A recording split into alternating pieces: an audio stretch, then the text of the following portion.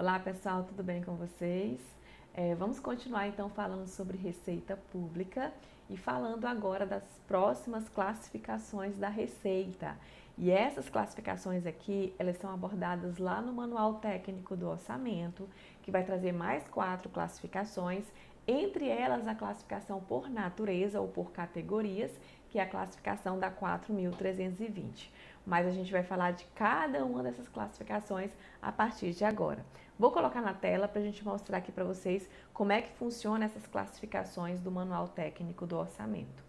Bom, a primeira classificação é a classificação por natureza de receita, que a gente pode chamar também por categorias. Ela está presente lá na 4.320. Então, nós temos aqui a lei 4.320/64. Essa classificação a gente vai falar já sobre ela. Nós temos a classificação por indicador de resultado primário, que é uma outra classificação dentro do Manual Técnico do Orçamento, que vai identificar ali as receitas que envolvem um indicativo que influencia no resultado primário. Tem a classificação, que é aquela classificação de receitas vinculadas, que é por fonte e destinação de recursos, e por esfera orçamentária, que vai identificar, por exemplo, se aquela receita é do orçamento fiscal, do orçamento da Seguridade Social ou do orçamento de investimento. Vamos então para a primeira classificação, que é a classificação por natureza de receita. Essa classificação, ela pode ser chamada também de classificação por categorias, tá? Essa classificação é a que está presente na 4.320 também, só que a sua codificação acontece aqui no Manual Técnico do Orçamento, tá? E primeiramente, para a gente começar a falar um pouquinho sobre ela, é importante nós lembrarmos que ela é válida para todos os entes da federação. Então, todo mundo, tanto União, estados, Distrito Federal e municípios, elas têm que usar essa estrutura, ela é comum para todos eles. Essa classificação ela foi estabelecida pela Portaria Conjunta STN e SOF, e nós temos que lembrar que no âmbito da União, nós temos a codificação sendo normatizada pela SOF. E a SOF é um órgão que é integrante do MPOG, do Ministério do Planejamento e Orçamento e Gestão, ok? Agora, a normatização da codificação para os estados e municípios, elas foram feitas, ou seja, elas foram elaboradas por meio de uma portaria da STN, que é a Secretaria do Tesouro Nacional. Professora, mas você falou que a classificação por natureza, ela tem seu regramento dentro da 4.320. Sim, e vocês vão encontrar isso em qual artigo? No artigo 11, no parágrafo 4º da nossa lei 4.320/64, ok? Então, aqui vocês vão encontrar essa classificação por natureza de receita. Como eu falei para vocês, o Manual Técnico do Orçamento vai trazer a codificação, e na codificação nós vamos ter o primeiro dígito identificando a categoria econômica, nós vamos ter o segundo dígito identificando a origem, nós vamos ter o terceiro dígito identificando a espécie, o quarto ao sétimo dígito fazendo desdobramento e o oitavo dígito falando sobre o tipo. Vamos conversar ao longo da aula sobre cada um desses dígitos, né? E eu começo aqui por categoria econômica. Por categoria econômica, a receita ela pode ser corrente ou de capital. E o que seria receita corrente e de capital? Primeira coisa que vocês precisam saber, é que eu trago só o conceitual mesmo do que seria uma receita corrente de capital, é que na receita corrente, ela é arrecadada dentro do exercício financeiro, obedecendo o princípio da anualidade, aumenta a disponibilidade financeira do Estado. Isso quer dizer que, em regra, a receita corrente ela é efetiva, ou seja, ela provoca um efeito positivo no patrimônio líquido. A única exceção é o recebimento da dívida ativa. E eu vou explicar para vocês o que seria isso. Bom, pessoal, uma receita efetiva a gente viu que é aquela que aumenta o patrimônio líquido do Estado. Pois bem, a receita tributária, a receita de contribuição, a receita patrimonial, receita agropecuária, todas essas receitas são receitas que vão aumentar o patrimônio do Estado. Por quê? Porque no momento do seu recebimento, no momento que entra no caixa, eu não preciso fazer nenhum tipo de devolução, ou seja, eu não preciso fazer nenhum tipo de compensação. Então, ela aumenta o PL. Ela não é um fator permutativo. Então, é por isso que, em regra, as receitas correntes são efetivas. Só que existe uma exceção que cai em prova e muitos alunos erram, que é o recebimento da dívida ativa. O recebimento da dívida ativa é uma receita corrente, tá? Só que, o que é dívida ativa, para quem não sabe? Dívida ativa é o seguinte, existia uma dívida que o contribuinte tinha que pagar, só que o contribuinte não pagou no prazo que era para ser paga. Então, foi apurado a liquidez e a certeza daquela dívida e essa dívida foi inscrita em dívida ativa. Acontece que no momento da inscrição, eu tinha uma dívida que estava no curto prazo e ela passa para o longo prazo. Só aí nós temos um fato contábil também permutativo. Só que no momento que o contribuinte vai pagar essa dívida, que aqui a gente está falando do pagamento, vai entrar dinheiro no meu caixa. Se vai entrar dinheiro no caixa do Estado, o que é que vai acontecer? Essa vai ser uma receita orçamentária, né? Entrou dinheiro no meu caixa, o contribuinte pagando uma dívida antiga. Só que vocês concordam comigo que existia um registro de pagamento de dívida ativa para esse contribuinte? Existia. E no momento que ele paga, eu vou ter que dar baixa nesse registro? Vou ter que dar baixa nesse registro. Então, tinha um direito a receber para a Fazenda Pública, um direito a receber para o Estado. Quando o contribuinte paga, esse direito passa a não existir mais. Olha só. Então, digamos que eu tenho aqui um registro de um direito a receber, que é o direito de receber dívida ativa. Aí ele vem lá, meu contribuinte, e diz o seguinte: Estado, eu estou te pagando. No momento do recebimento, isso vai ser uma receita pública. Por quê? Porque ela está sendo verificada no momento da arrecadação, pelo regime de caixa. Acontece que quando eu coloco essa receita dentro dos cofres do Estado, eu preciso dar baixa nesse direito de dívida ativa. Então, percebam que é um fato contábil meramente permutativo. Por ser um fato contábil meramente permutativo, esse recebimento da dívida ativa é uma receita não efetiva. Então, é a única exceção. Já no caso das receitas de capital, a 4.320 traz aqui duas regras interessantes, tá? Que a gente vai comentar sobre ela. Mas a primeira coisa que eu quero que vocês saibam é que, em regra, uma receita de capital é não efetiva. Então, em regra, a receita de capital é não efetiva, ou seja, é um fato contábil permutativo. E a gente vai já falar sobre isso. O que a 4.320 fala sobre a receita de capital? Ela diz o seguinte: olha, a receita de capital ela é proveniente da constituição de uma dívida. Quando a receita de capital é proveniente da constituição de uma dívida, o que é que isso significa? Isso significa, pessoal, que ela pode ser, por exemplo, uma operação de crédito. E ela pode ser uma amortização de empréstimo. Vamos explicar isso já para vocês. Operação de crédito, vamos lá. Operação de crédito, vocês sabem que é um empréstimo. A gente já sabe que o empréstimo, no momento que a gente recebe, isso é uma receita orçamentária. Então, a gente já conhece que é uma receita orçamentária, ok? No momento que eu recebo, temos uma receita orçamentária de operação de crédito. Perfeito. Acontece que, vocês concordam comigo, quando o Estado pede dinheiro emprestado, por mais que isso vai ser uma receita orçamentária, vai financiar minhas políticas públicas, lá no longo prazo eu tenho que pagar uma dívida? Tenho que pagar uma dívida. Se eu tenho que pagar uma dívida no longo prazo, por mais que eu vou utilizar essa disponibilidade para financiar minhas políticas públicas, para fazer meus investimentos, vocês concordam comigo que eu vou ter que pagar também uma dívida lá no futuro? Então, percebam que é um fato contábil permutativo. Por quê? Porque a partir do momento que entra um recurso de operação de crédito que vai financiar meus investimentos, que vai trazer disponibilidade financeira para o Estado, Mas, ao mesmo tempo, pessoal, eu tenho uma dívida para pagar no futuro.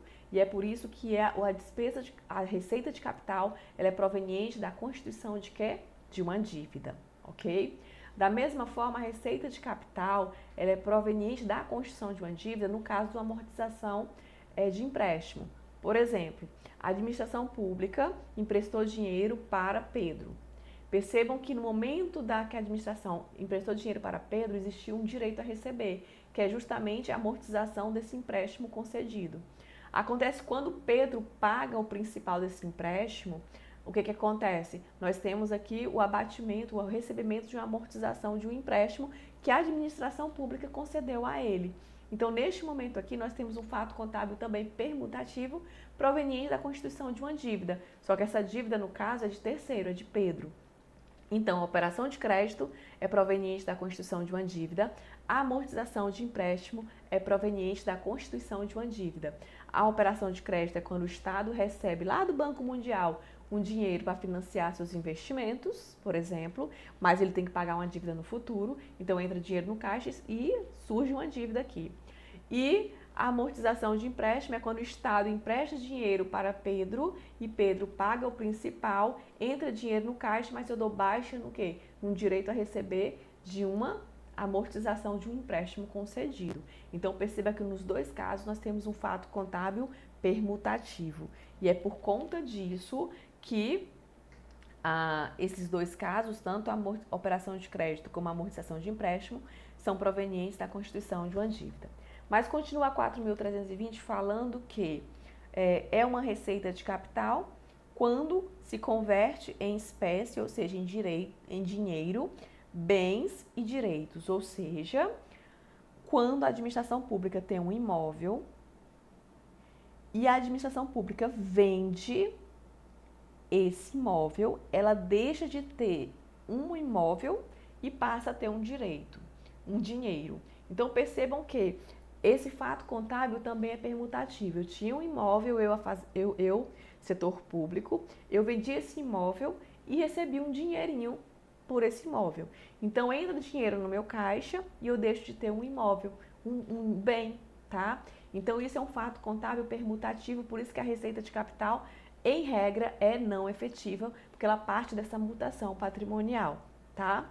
Então, é isso. Então, conversão em espécie de bens e direitos. Inclusive, pode ser também uma privatização. Quando nós temos uma empresa e essa empresa é privatizada, isso também é conversão em espécie de bens e direitos. Mas a 4.320 continua falando e diz o seguinte, olha, o superávit do orçamento corrente, ele também é uma receita de capital.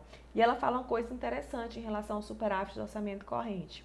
Ela diz que o superávit do orçamento corrente é uma receita de capital, ou por mais que tenha essa palavra corrente, ela é uma receita de capital e não constitui item de receita orçamentária. Então, não constitui item de receita orçamentária. Então, muito cuidado que esse é o conceito da 4.320. Mas, professora, toda receita de capital é não efetiva? Aí nós temos também exceção. Por exemplo, recursos recebidos para as despesas de capital. O que seria isso daqui, pessoal? Seriam as transferências de capital. A gente vai estudar elas aqui ainda hoje, tá? As transferências de capital. E o que é essa transferência de capital? É quando a entidade, seja ela pública ou privada, fornece um recurso público para um ente público e diz o seguinte, olha, eu quero que você aplique isso num investimento, numa inversão financeira, ou seja, numa despesa de capital. É como se, por exemplo, uma entidade dissesse o seguinte, eu estou te passando esse dinheiro, mas você precisa construir, por exemplo, um hospital com esse dinheiro. Então, perceba que o hospital é um investimento. O investimento a gente vai aprender que ele é uma despesa de capital. Então, se nós temos, por exemplo, uma origem de um recurso destinando a uma despesa de capital, isso vai ser uma receita de capital. E como eu não tenho que devolver nenhum tipo de contrapartida, ela é um fato contábil que aumenta o patrimônio líquido. Se aumenta o patrimônio líquido, ela é uma receita efetiva em vez de não efetiva. Então, a única exceção são as transferências de capital, que as transferências de capital são efetivas, né?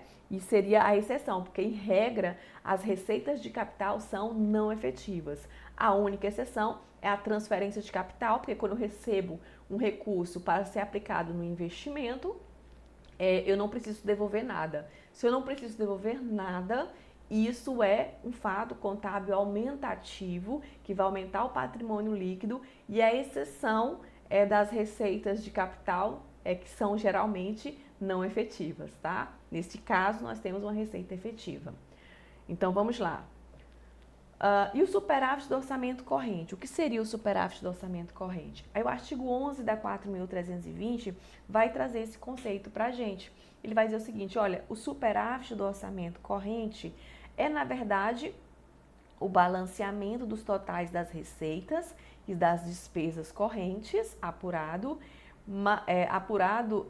de acordo com o anexo 1.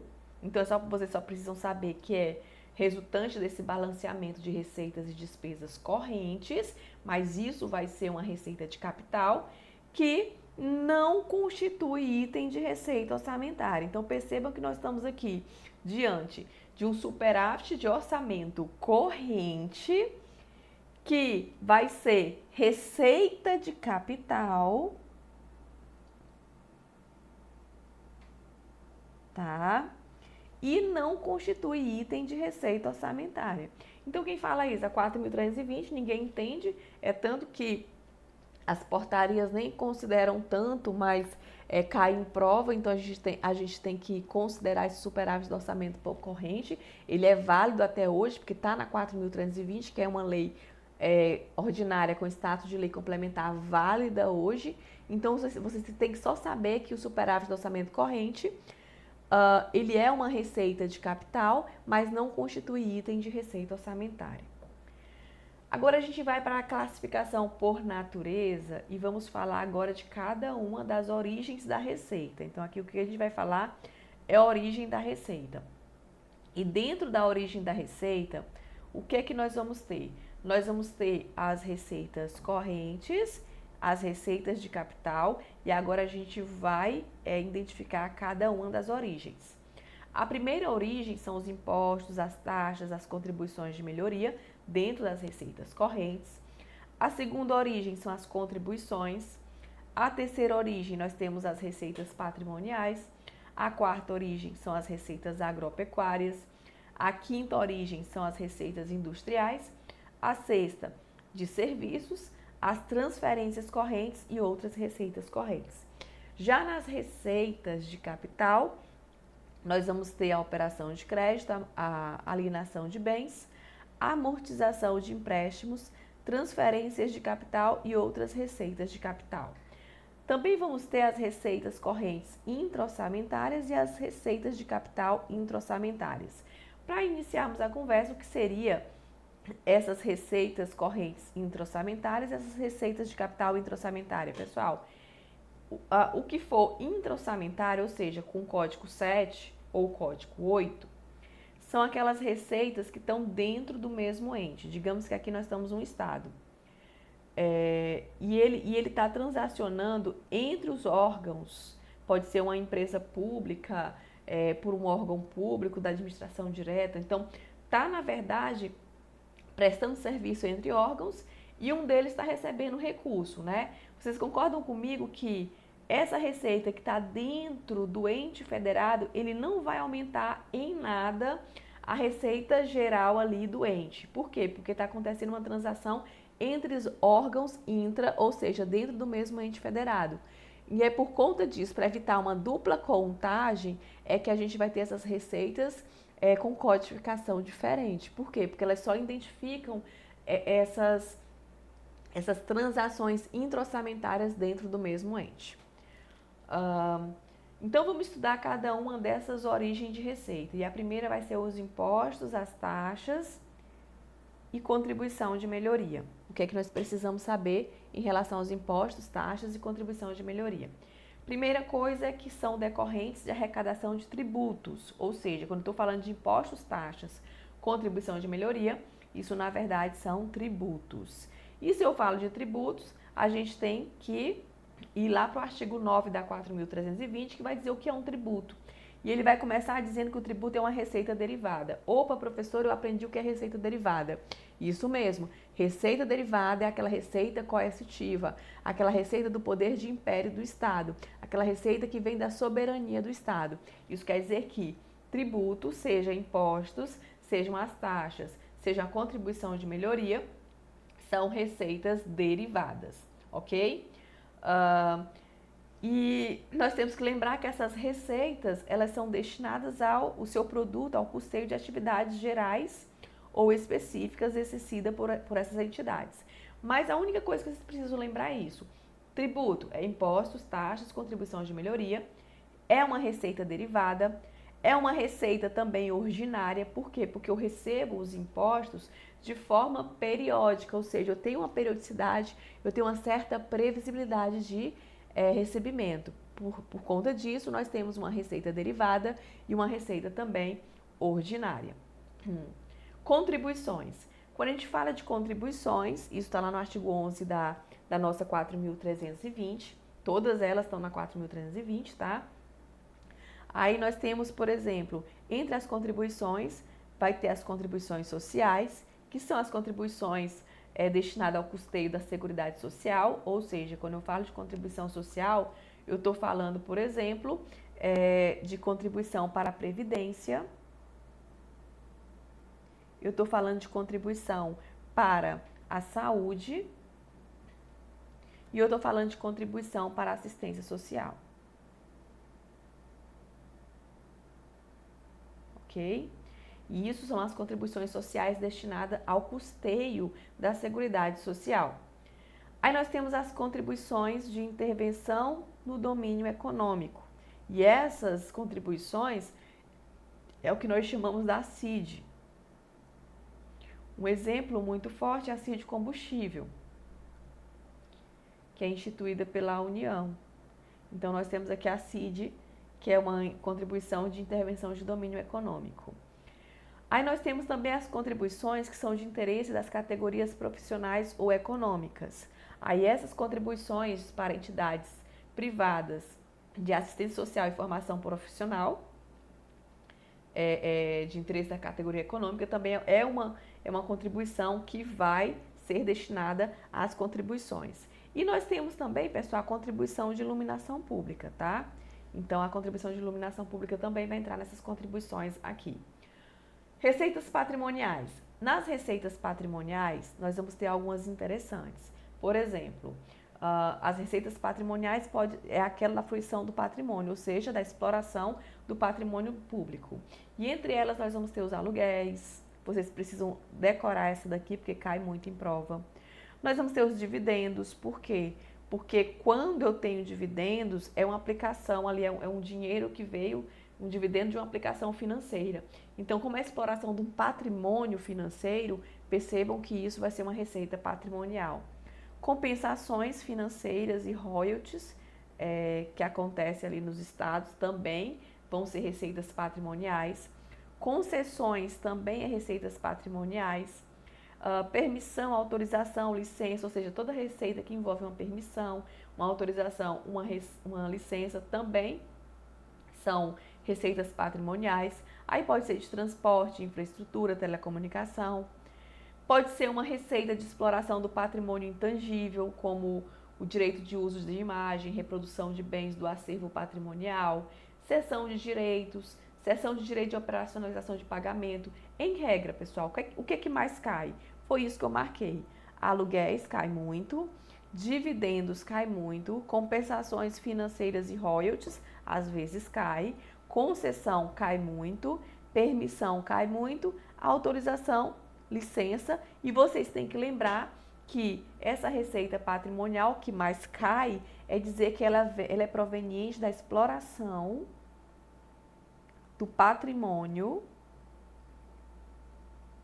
do Estado. Então, o que mais cai mesmo é vocês saberem que ela é proveniente da exploração do patrimônio do Estado. Decorem essas que eu marquei, que são as receitas patrimoniais que mais caem em prova.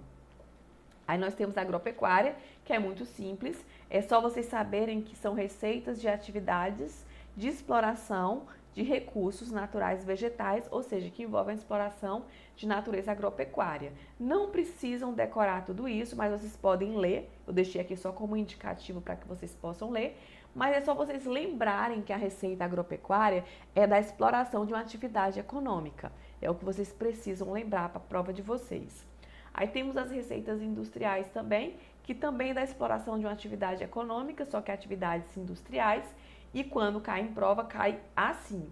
Mas o conceito trazido lá é justamente esse aqui, que é o que diz o que é uma atividade industrial: extração, beneficiamento de matérias-primas, produção, comercialização, na indústria mecânica, química, transformação em geral. Gente, isso raramente isso não cai. O que cai é vocês saberem que é proveniente da exploração de uma atividade industrial. Receita de serviços, essa daqui é queridíssima em prova, tá? Por quê? Porque ela tem muita pegadinha. E a gente vai falar um pouquinho dessas pegadinhas a partir de agora, tá? A receita de serviço, pessoal, é também proveniente da prestação de um serviço público, tá? Então, nós temos aqui a exploração de uma atividade econômica. Exploração de atividade econômica, tá? E o que seriam essas receitas de serviços? Aí nós temos comércio, transporte, comunicação, serviços hospitalares, armazenagem, serviços recreativos, culturais. Vocês têm que lembrar que serviços são remunerados por preço público. Cuidado que não é taxa, tá? É remunerado por preço público ou tarifa. Então, quando nós estivermos falando de preço público e tarifa, nós estamos numa receita de serviços. E o que mais cai em prova é essa pegadinha aqui, ó. Juros associados aos empréstimos concedidos. E eu vou explicar para vocês. A administração pública, por meio de um banco, por exemplo, pode emprestar dinheiro para uma pessoa. Digamos que esse daqui é seu João. Então, a administração pública emprestou dinheiro para o seu João. Quando o seu João paga o principal desse empréstimo, digamos que o seu João está pagando o principal, ele está fazendo o quê? Ele está amortizando. E amortizar, a gente já viu que é uma receita de capital, né? Entra em receita de capital. Acontece quando o seu João paga os juros desse mesmo empréstimo, aí isso vai ser receita de serviço, olha só.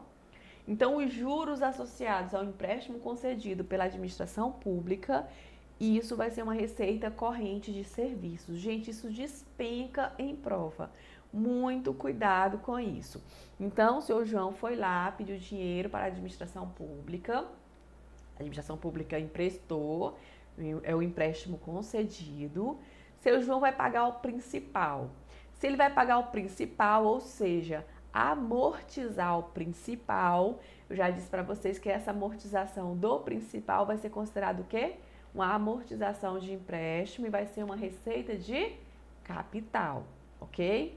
Agora, se seu João paga os juros desse empréstimo, os juros de empréstimos concedidos, vai ser uma receita corrente e receita de serviços. Por quê? Porque ela é proveniente da exploração de atividade econômica, de um serviço de concessão de empréstimo, tá bom? Então, muito cuidado, porque essa é a pegadinha que mais cai em prova quando o assunto é esse. O que mais nós temos? As transferências correntes. As transferências correntes é quando uma entidade, eu vou botar aqui como se aqui fosse uma entidade, essa entidade ela pode ser pública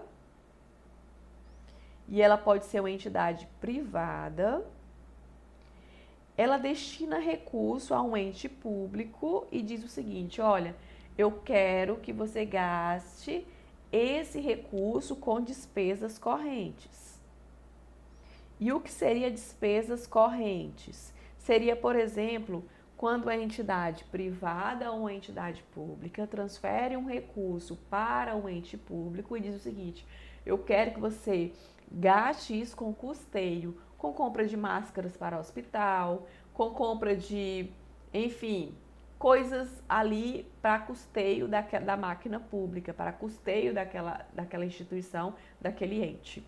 Então percebam que se há uma destinação de uma receita, seja de uma entidade pública ou privada, destinando a um ente público e dizendo, eu quero que você gaste em despesas correntes, isso vai ser uma transferência corrente. Simples assim, tá? Como, por exemplo, destinar a compra de máscaras para hospitais, ok?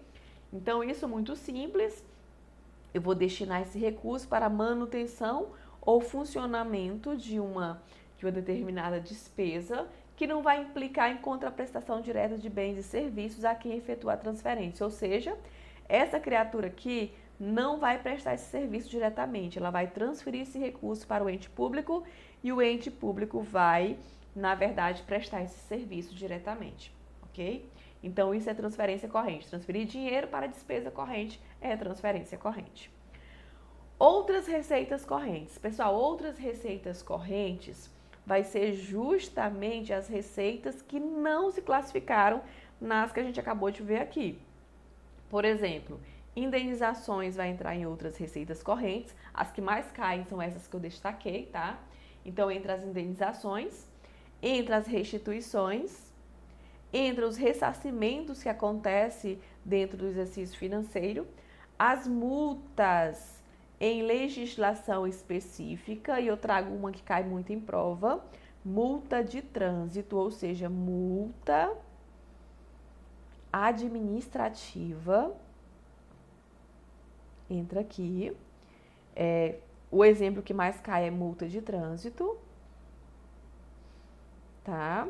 Então, multa de trânsito é uma receita corrente.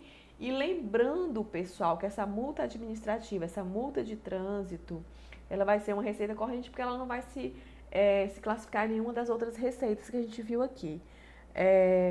Então, esses são os casos que mais caem, tá? Indenizações, restituições, ressarcimentos, multas em legislação específica. Mas muito cuidado com a palavra multa, porque não entra aqui as multas tributárias. Por quê?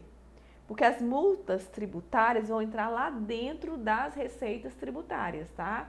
Receitas correntes tributárias. Então, aqui não vai entrar multas tributárias. O que vai entrar aqui são exatamente as multas administrativas. Então, muito cuidado com isso. Não entra multa tributária, vai entrar multas administrativas.